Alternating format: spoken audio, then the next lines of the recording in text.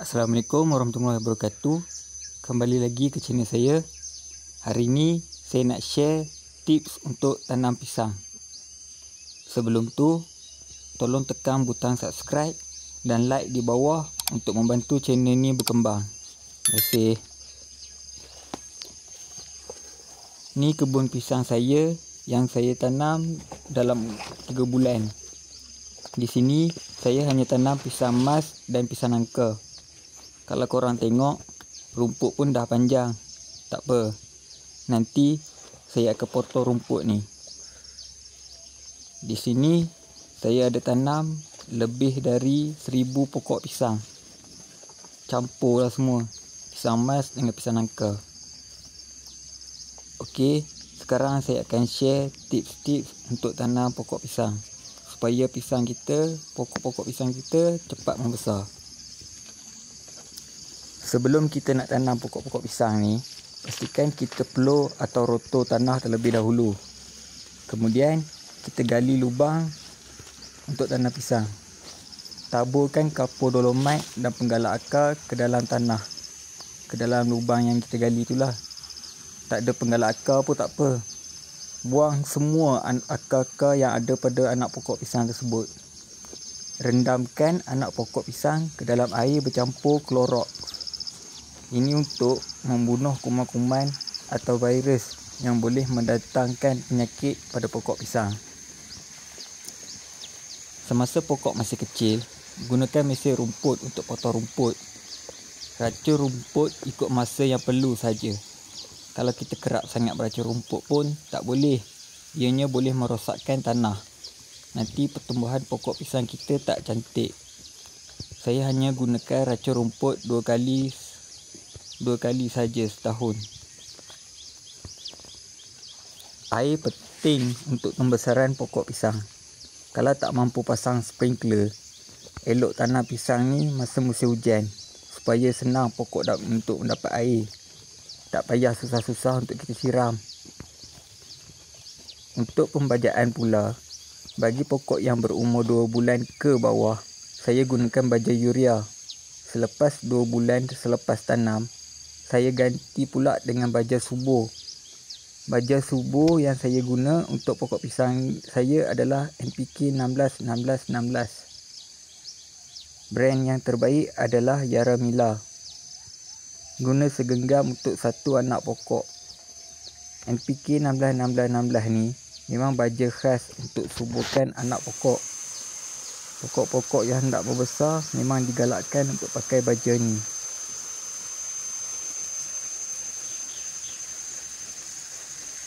Sebaik saja pokok masuk usia 7 bulan, tukar ke baja buah. Baja buah ni baja NPK 12-12-17. Brand yang saya pakai adalah brand Nitrofosca. Baja ni memang terbaik untuk meningkatkan kualiti buah. Sikap buah juga boleh bertambah dan buah kita akan menjadi lebih besar. NPK 12-12-17 mengandungi nutrien-nutrien yang cukup untuk memastikan pokok pisang kita dapat menghasilkan buah yang berkualiti. Sebaik sahaja pokok pisang mula mengeluarkan jantung, kita perlu hentikan memberi segala jenis baja kepada pokok pisang. Senang cerita, stop baja bila dah berjantung.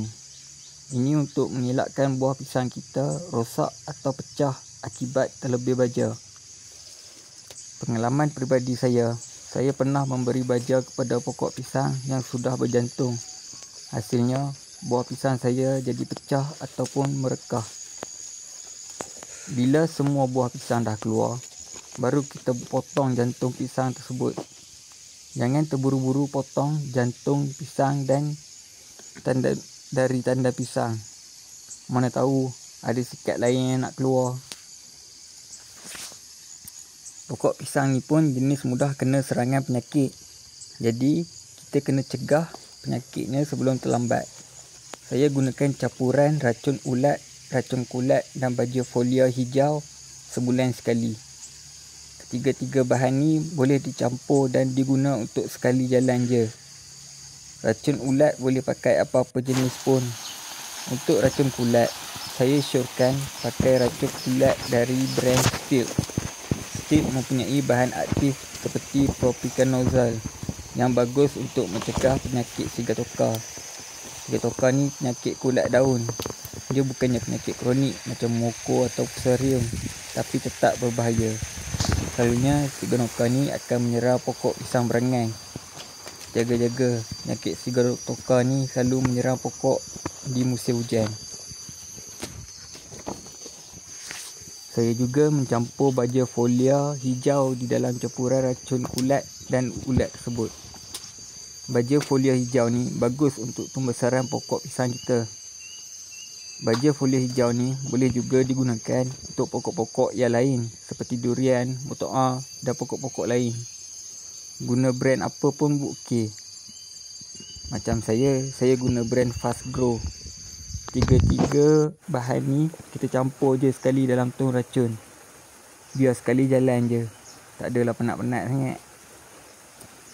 Untuk dapatkan buah yang besar dan berkualiti, buang semua anak pisang yang tumbuh di keliling pokok dan simpan satu saja bila induk masuk usia 7 bulan. Itu kalau nak buah besar dan berkualiti.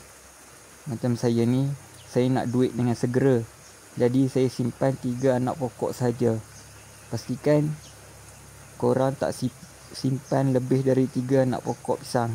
Kalau simpan anak pokok banyak sangat, nanti anak pokok pisang tu akan berebut baja.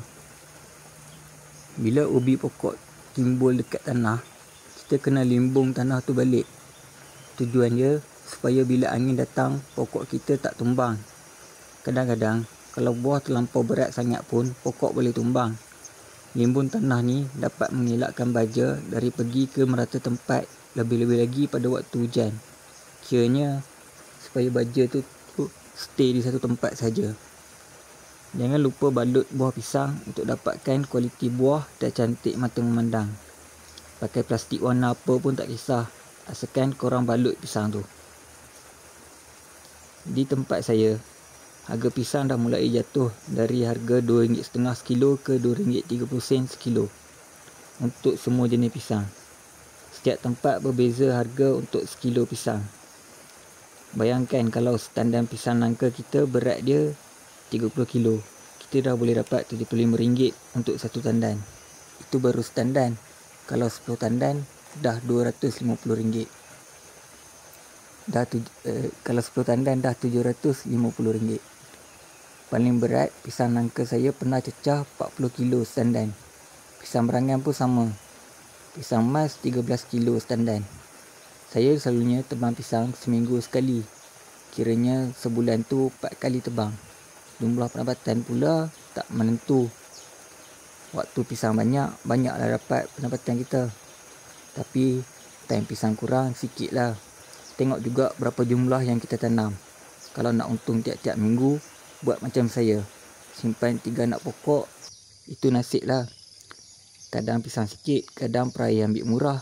Itu belum kira racun lagi, baja lagi. Baiklah, sekian saja dari saya. Terima kasih kerana menonton video saya ni. Kalau belum subscribe, tolong tekan butang subscribe di bawah.